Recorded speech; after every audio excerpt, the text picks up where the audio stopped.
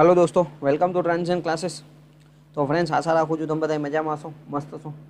હવે અત્યારે જીએમઆરસીની અંદર જે વેકન્સી આવેલી છે station controller, train operator, junior engineer અને મેન્ટેનર, તો એનો ફોર્મ કેવી રીતના ભરવાનું છે એના વિશે આ વિડીયોની અંદર આપણે ચર્ચા કરવાની છે। બેઝિક છે, તમારે સૌથી પહેલાં ગૂગલની અંદર તમારે ઓજાસ લખવાનું છે, બરાબર। ઓજાસ તમે લખી અને તમારે ટાઈપ કરવાનું છે, બરાબર। એટલે વેબસાઇટ છે તમને ઓપન થઈ જશે। ઓજાસની અંદર આપણે ફોર્મ ભરવાનું છે, બરાબર। એમાં તમારે સૌથી પહેલાં તમે જોઈ શકો છો તો અહીંયા તમારે ઓજાસની વેબસાઇટ ઉપર પહેલા નંબર ઉપર તમારે ક્લિક કરવાનું છે। હવે જેવું તમે પહેલા નંબર ઉપર ક્લિક કરશો એટલે આ પ્રમાણે તમને ઇન્ટરફેસ એક જોવા મળશે, બરાબર। હવે અહીંયા તમારે ઓનલાઈન એપ્લિકેશનમાં જવાનું છે, એમાં તમારે એપ્લાયમાં જવાનું છે। એપ્લાય ઉપર તમે ક્લિક કર્યું એટલે તમારે સિલેક્ટ કરી અને અહીંયા જીએમઆરસી ઉપર આપણે ક્લિક કરવાનું છે, બરાબર। જીએમઆરસી ઉપર તમે ક્લિક કરશો એટલે આટલી પોસ્ટમાં અત્યારે વેકન્સી બહાર પડેલી છે। જો તમારે સ્ટેશન કંટ્રોલર ઉપર ફોર્મ ભરવું હોય, સ્ટેશન કંટ્રોલર ટ્રેન ઓપરેટર ઉપર, તો તમે ન્યાય એપ્લાય કરવાનું છે। તમારે જુનિયર એન્જિનિયર ઇલેક્ટ્રિકલમાં ફોર્મ ભરવું હોય તો ત્યાં આપણે એપ્લાય ક્લિક કરવાનું છે।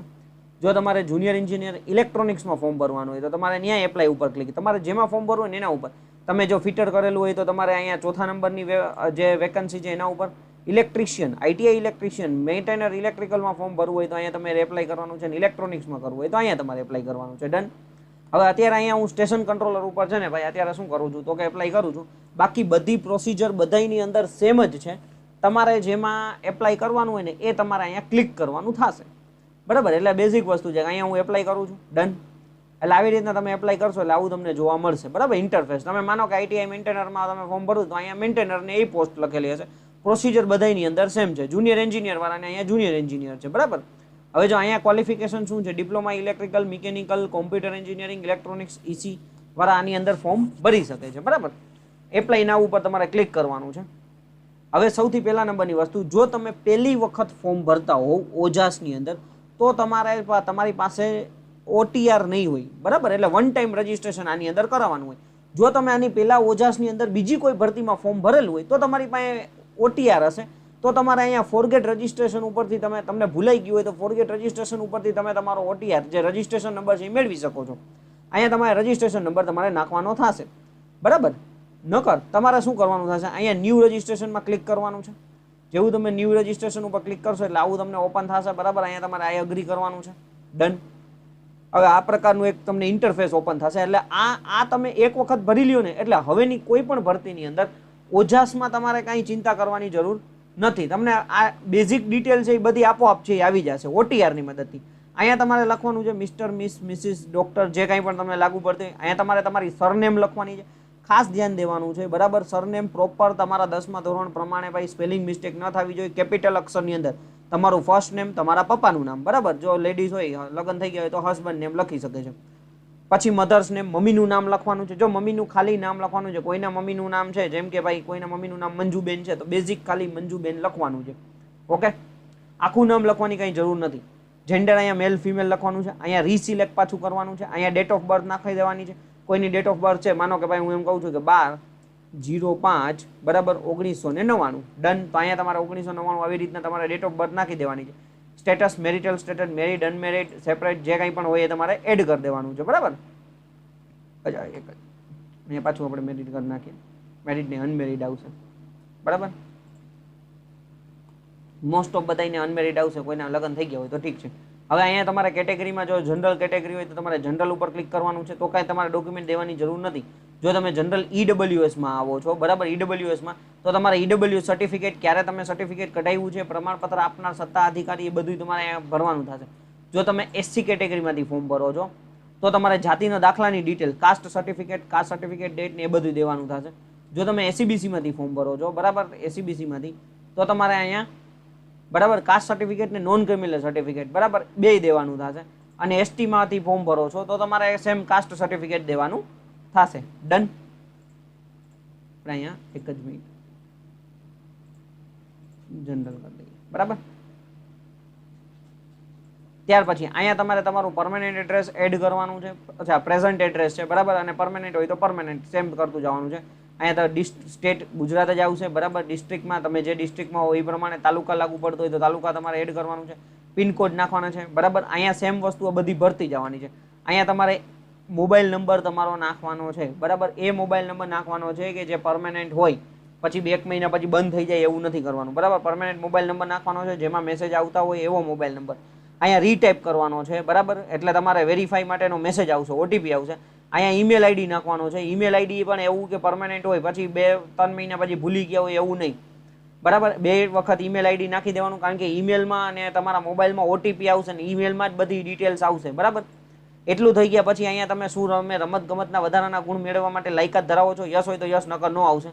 પછી અહીંયા ફિઝિકલ હેન્ડીકેપનું છે, બરાબર. તો એમાં નોટ એપ્લિકેબલ હોય છે. કોઈ પીએચ કેન્ડિડેટના વિદ્યાર્થી હોય તો એને જે લાગુ પડતો હોય એ પ્રમાણે ટીક કરવાનું, નકર જનરલી નોટ એપ્લિકેબલ, બરાબર. પછી અહીંયા વિધવામાં નો આવશે. એક્સ સર્વિસમેન હોય તો યસ કરવાનું, નકર નો કરવાનું. Currently working as a Gujarat state government employee, yes હોય તો યસ કરવાનું, નકર નો કરી દેવાનું થશે, જનરલી નો આવશે. પછી અહીંયા બધું આપણે ઇંગ્લિશ લેંગ્વેજની અંદર, બરાબર. તો તમે બધું લખી શકો છો, વાંચી શકો છો, બરાબર. સ્પીક કરી શકો છો, એ બધું તમારે અહીંયા ટીક કરી દેવાનું છે. હા, ઇફ તમને ઇંગ્લિશમાં બોલવામાં પ્રોબ્લેમ હોય તો તમે અહીંયા ટીક ન કરો તો પણ ચાલશે, એવું ફરજિયાત નથી, બરાબર. એટલે તમારે તમારી અનુકૂળતા મુજબ કરવાનું છે. ડન અહીંયા સુધી. ત્યાર પછી અહીંયા તમારે તમારો જો ફોટો અપલોડ કરવાનો છે. ક્વોલિટી ઓફ ફોટોગ્રાફ તમને અહીંયા કીધેલું છે, બરાબર. 5 સેન્ટીમીટર લંબાઈ, 3.6 સેન્ટીમીટર પહોળાઈ, 15 KB થી વધારે ફોટો ન હોવો જોઈએ. સેમ વસ્તુ અહીંયા તમારે નીચે તમારે શું કરવાનું છે તો કે તમારે સિગ્નેચર અપલોડ કરવાની છે, એ પણ 15 KB થી વધારે ન હોવી જોઈએ. અપલોડ બે કરી દીધા પછી અહીંયા તમારે ફાઇનલ યસ કરવાનું છે. અહીંયા તમારે કેપ્ચા કોડ નાખશો એટલે તમારા મોબાઈલમાં ઓટીપી આવશે. એ ઓટીપી નાખીને તમારે સેવ કરશો એટલે તમને રજિસ્ટ્રેશન નંબર આવી જશે. વન ટાઈમ રજિસ્ટ્રેશન નંબર તમને મળી જશે, બરાબર. એ કમ્પ્લીટ થઈ જાય તે પછી હવે તમારે છે ને ભાઈ સેવ કરીને આગળની પ્રોસિજર પાછી જે હતી એ સેમ કરવાની થશે. એ હું તમને આગળ બતાડું છું. ઓકે ફ્રેન્ડ્સ, હવે આગળ તમને જે રજિસ્ટ્રેશન નંબર મળી ગયો છે, બરાબર, એને તમારે સેવ કરીને રાખી દેવાનો છે. પછી અહીંયા તમારે તમારો જે પાછા મેઇન પેજ ઉપર આવી જશો, બરાબર. એટલે આવી રીતના, અથવા તમને પાછું એક વખત બતાડી દઉં કે તમારે એપ્લાયમાં જવાનું છે, સિલેક્ટ કરવાનું છે જીએમઆરસી. હવે આમાંથી તમારે જે ફોર્મ ભરવાનું હોય, બરાબર, મેન્ટેનરનું ભરવાનું હોય, જેઈનું ભરવાનું હોય કે ટ્રેન ઓપરેટરનું, સ્ટેશન કંટ્રોલનું, એના ઉપર તમારે સીધું એપ્લાય ક્લિક કરી એપ્લાય કરી દેવાનું છે, બરાબર. અહીંયા તમારે તમારો જે રજિસ્ટ્રેશન નંબર 8 આંકડાનો આવ્યો તો એ તમારે નાખી દેવાનો છે. ડેટ ઓફ બર્થ નાખીને એપ્લાય વિથ OTR કરવાનું છે, બરાબર. સીધું નવું પેજ આપણે હવે જે આગળની ડિટેલ્સ માટેનું પેજ ઓપન થઈ જશે. હવે આપણે આગળ જોતા જઈએ. ઓકે ફ્રેન્ડ્સ, હવે જો તમને આ પ્રકારનું એક ફોર્મ છે એ ઓપન થઈ જશે. ઉપરની જે બધી ડિટેલ્સ છે, બરાબર, ઉપરની જે ડિટેલ્સ છે એ બધી સેમ હશે. તમે આગળ જે પહેલા રજિસ્ટ્રેશન કરતી વખતે ભરેલી હશે એ જ હશે. હવે અહીંયા તમારે સીધું શૈક્ષણિક લાયકાતમાં આવી જવાનું છે. એમાં તમારે diploma computer engineering, electrical engineering, એટલે જો અત્યારે મેં SCTO ઓપન કરેલું છે એટલે એના પ્રમાણે છે. બાકી તમે ITI મેન્ટેનર હોય તો તમારે ITI જ આવી જાય, એક જ ઓપ્શન આવશે, બરાબર. જેઈ ઇલેક્ટ્રિકલમાં ભરશો તો એમાં જેઈ ઇલેક્ટ્રિકલ વાળો જ ઓપ્શન આવશે. એટલે અહીંયા અત્યારે ભાઈ જો જે મેઇન વસ્તુ છે તો ભાઈ જો કોઈ BE કરેલો હોય તો BE ઉપરથી ફોર્મ ભરી શકે છે. કોઈ ડિપ્લોમા કરેલું હોય, ડિપ્લોમા ઇલેક્ટ્રિકલ કરેલું હોય તો ડિપ્લોમા ઇલેક્ટ્રિકલ ઉપર. અહીંયા તમારે તમારા પર્સન્ટેજ નાખવાના છે. જો તમે GTUમાંથી કરેલો હોય તો સ્ટુડન્ટ ગ્રેડ હિસ્ટ્રીની અંદર એમાં તમને પર્સન્ટેજ મળી જશે. નકર કાંઈ નહીં, તમારા CGPA -0.5 કરવાના, 0.5, અને એને ગુણ્યા 10 કરશો એટલે તમને તમારા પર્સન્ટેજ મળી જશે. એ પ્રમાણે અહીંયા તમારે ક્લાસ લખવાનો છે. ડિસ્ટિંક્શન હોય તો ડિસ્ટિંગ ફર્સ્ટ હોય. જો અહીંયા ઇન્સ્ટિટ્યૂટ નેમ અને એક્ઝામ બોડીમાં કાં તો તમે તમારા કોલેજનું નામ લખો અથવા તો ગુજરાત ટેકનોલોજીકલ યુનિવર્સિટી લખવાનું છે, બરાબર. પછી અહીંયા સ્ટેટમાં ગુજરાત આવશે. અહીંયા પાસિંગ યર તમે ક્યારે પાસ કર્યું હોય, બરાબર. માનો કે ભાઈ કોઈ વ્યક્તિ છે એને 2020માં પાસ કર્યું છે ડિપ્લોમા તો 2020 આવશે. કોઈ 2025માં કર્યું હોય તો 2025 આવશે. ટ્રાયલ નંબરમાં 1 આવી જશે. અને અહીંયા સીટ નંબરમાં ભાઈ બેઝિક વસ્તુ છે, એનરોલમેન્ટ નંબર આવશે. તમારા GTUમાં તમારા એનરોલમેન્ટ નંબર જ તમારા સીટ નંબર હતા. આ કોમન સેન્સ હોવી જોઈએ, બરાબર. એટલે એનરોલમેન્ટ નંબર નાખવાના છે. ત્યાર પછી એડિશનલ ડિટેલ્સ જો નાખવી હોય તો તમે અહીંયા BE BTech MTech કંઈ કરેલું હોય ને તમારે નાખવું હોય તો તમે એડ કરી શકો છો. અહીંયા ડિપ્લોમા પછી તમે એવું વિચારો કે મેં BE ઇલેક્ટ્રિકલ કરેલું છે તો તમારે ફોર્મ બધું એપ્લાય કરી શકો છો, બરાબર. એટલે એમાં કાંઈ તમારે ચિંતા નથી, તમે એડ કરી શકો છો. આ બધું તમારું પર્સન્ટેજ, તમારો ક્લાસ, પાસિંગ યર ને બધું તમારે ભરવાનું થશે. ત્યાર પછી તમારે અહીંયા યસ કરવાનું છે ને યસ કરીને તમારે સેવ કરી દેવાનું છે, બરાબર. આટલું તમારે કમ્પ્લીટ કરવાનું થશે. ત્યાર પછી આગળની પ્રોસિજર હું તમને બતાડું છું. ઓકે ફ્રેન્ડ્સ, જ્યારે તમે તરત જ સેવ કરશો બધી ડિટેલ્સ પ્રોપર ભરીને, બરાબર, ત્યારે તમને તમારો ફોટો હશે, તમારું સિગ્નેચર, તમારું નામ લખેલું દેખાતું હશે. અહીંયા તમને તમારી પોસ્ટ ઉપર હશે, બરાબર. અહીંયા અરજી ક્રમાંક નંબર લખેલો હશે લાલ કલર, GMRC 2026-27/1 અથવા 2-3 જે કાંઈ પણ તમે પોસ્ટમાં ફોર્મ ભર્યું એ પ્રમાણે. પછી પાછળ તમારો અરજી ક્રમાંક લખ્યો હશે, એ તમારે કોપી કરી લેવાનો છે, બરાબર. એ તમારે શું કરવાનો છે, કોપી કરી લેવાનો છે. અને ત્યાર પછી તમારે અહીંયા કન્ફર્મ એપ્લિકેશન કરવાનું છે, બરાબર.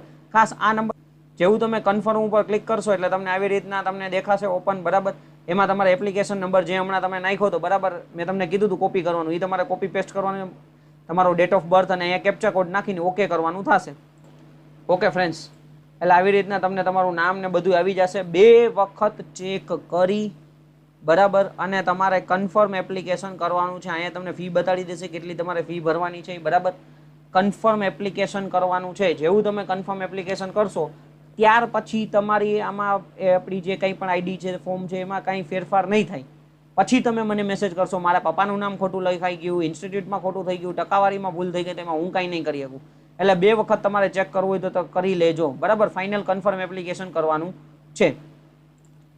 જેવું તમે કન્ફર્મ એપ્લિકેશન કરશો એટલે તમને આવી રીતે તમારું નામ આવી જશે. અહીંયા તમને કન્ફર્મેશન નંબર જોવા મળશે. હવે તમારે કન્ફર્મેશન નંબરને કોપી કરી લેવાના છે બરાબર અને અહીંથી તમારે તમારી પ્રિન્ટ એપ્લિકેશન ડાઉનલોડ કરી લેવાની છે. ડન. અહીંયા તમને ફી ઓપ્શન દેખાતો હશે, તમારે ફી ભરવાનું છે બરાબર. તો એના ઉપર તમારે ક્લિક કરવાનું થશે. પે ફીઝ ઓનલાઈન, એટલે આવી રીતના તમારે પે ફીઝ ઓનલાઈન કરવાનું છે. એમાં તમારે શું કરવાનું છે તો કે અહીંયા તમારે જે કંઈ પણ તમે જેમાંથી ફોર્મ ભર્યું હતું, જેમ કે આપણે સ્ટેશન કંટ્રોલરમાં ભર્યું, કોઈ જેઈમાં ભર્યું હોય, કોઈ મેન્ટેનરમાં ભર્યું, તો એના ઉપર તમારે ક્લિક કરવાનું છે. અહીંયા એ આવવું જોઈએ બરાબર. તમારો કન્ફર્મેશન નંબર તમારે અહીંયા નાખવાનો છે, ડેટ ઓફ બર્થ તમારે નાખવાની છે, કેપ્ચા કોડ નાખવાનો છે અને ત્યાર પછી તમારે ઓનલાઈન પેમેન્ટ ઓફ ફીઝ આના ઉપર તમારે ક્લિક કરવાનું થશે. ડન. ઓકે ફ્રેન્ડ્સ, એક આવું પેજ છે એ તમારે ઓપન થઈ જશે. આમાં તમારું નામ, તમારો કન્ફર્મેશન નંબર, તમારો મોબાઈલ નંબર, કેટેગરી, કેટલી ફી ભરવાની એ બધું તમને બતાડશે બરાબર. ત્યાર પછી તમારે સીધું અહીંયા તમારે નીચે જવાનું છે, સબમિટ ઉપર ક્લિક કરવાનું છે બરાબર. જેવું તમે સબમિટ ઉપર ક્લિક કરશો એટલે આવી રીતના તમને ભાઈ આવી રીતના બરાબર તો કે ભાઈ આપણે QR કોડથી ભરવું હોય, ઓનલાઈન ડેબિટ કે યુપીઆઈથી જેનાથી ભરવું હોય ત્યાંથી તમે તમારી ફી ભરી શકો છો બરાબર. તો આ રીતના તમારે ફોર્મ ભરવાનું છે. હવે બધાની પ્રોસિજર સેમ છે. મેન્ટેનર વાળાને મેન્ટેનર, તો ITI ફીડર કે ઇલેક્ટ્રિશિયન કે ઇલેક્ટ્રોનિક્સ કરેલો હોય તો એ પ્રમાણે, જુનિયર એન્જિનિયર ઇલેક્ટ્રિકલ હોય તો તમે જે ઇલેક્ટ્રિકલ આવી જશે. આટલું ખાલી મતલબ પ્રોસિજર બધાની અંદર સેમ છે બરાબર. બાકી કંઈ પણ તમને ક્વેશ્ચન હોય તો તમે મને મેસેજ કરી શકો છો, કમેન્ટ કરી શકો છો. Okay, thank you friends.